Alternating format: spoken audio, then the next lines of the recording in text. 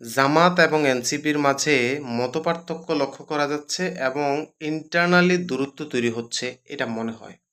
আর এই দূরত্বকে কাজে লাগিয়েই বিএনপি এনসিপির উপরে চড়া হচ্ছে।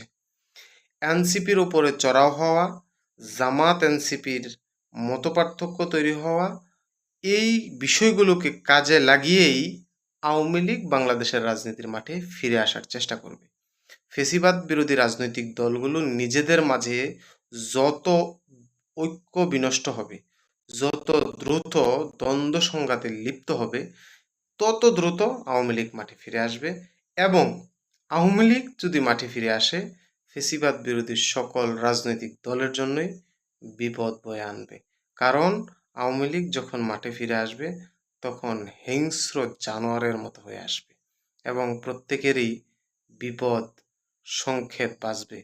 সুতরাং ফেসিবাদ বিরোধী সকল রাজনৈতিক দলই ঐক্যবদ্ধ হওয়া অতি জরুরি। এভাবে দ্বন্দ্ব সংঘাত হামলা মামলা এগুলোতে জড়ানো উচিত হচ্ছে না।